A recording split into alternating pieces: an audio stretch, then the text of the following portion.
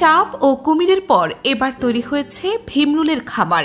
European Hornet প্রজাতির ভীমরুল দিয়ে শুরু করলেও সম্প্রতি এই খামারে সংযোজিত হয়েছে পৃথিবীর সবচেয়ে বড় বিষধর এশিয়ান জায়ান্ট হর্নেট প্রজাতির ভীমরুল। এই পতঙ্গ যেহেতু অনেক বিপজ্জনক, তাই ভীমরুল চাষের কথা শুনলে একটু অবাক লাগতেই পারে।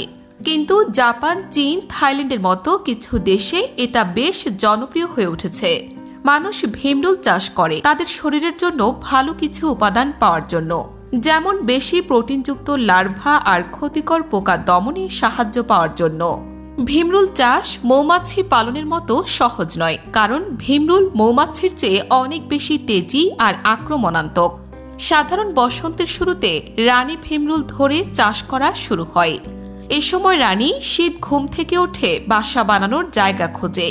চাষিরা বা যারা পোকা পালন করে তারা মিষ্টি রস বা ফল দিয়ে ফাঁদ পেতে রানীকে ধরে ফেলে।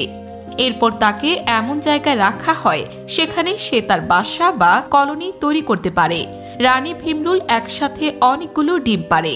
এই ডিম ফুটে লার্ভা এবং তা থেকে কয়েক সপ্তাহের মধ্যে কর্মী ভীমরুল তৈরি হয়।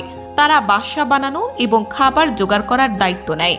ভীমরুল সাধারণত কাঠ কুচি করে চিবিয়ে সেগুলোকে লালার সাথে মিশিয়ে কাগজের মতো একটা কাঠামো তৈরি করে বাসা বানায়। খামারে এদের বাসা বানানোর জন্য উপাদান দেওয়া হয়।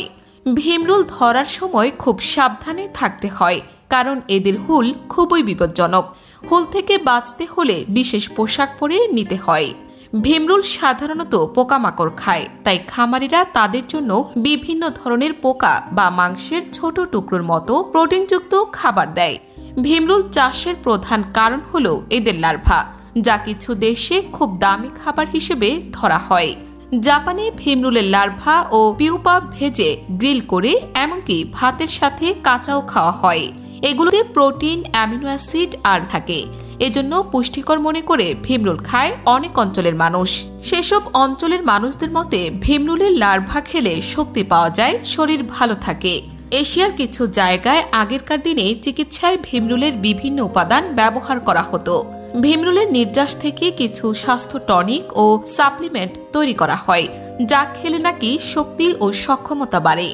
খাওয়ার পাশাপাশি ভীমরুল ক্ষতিকর পোকা দমনেও কাজে লাগানো হয়।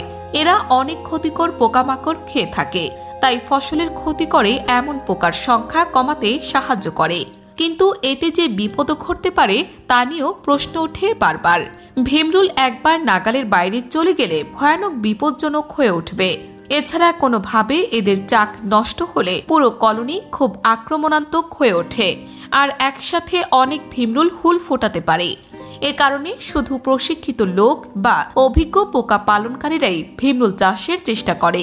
মৌমাছির মতো ভীমরুল মধু তৈরি করে না, তাই এদের অর্থনৈতিক লাভ মূলত কেবল লার্ভা আর ঔষধি নির্যাস থেকে আসে। অনেকে চাষ না করলেও ভীমরুল ধরে নিজেরা খাওয়ার জন্য বা খাবার তৈরির জন্য বাজারে বিক্রি করে।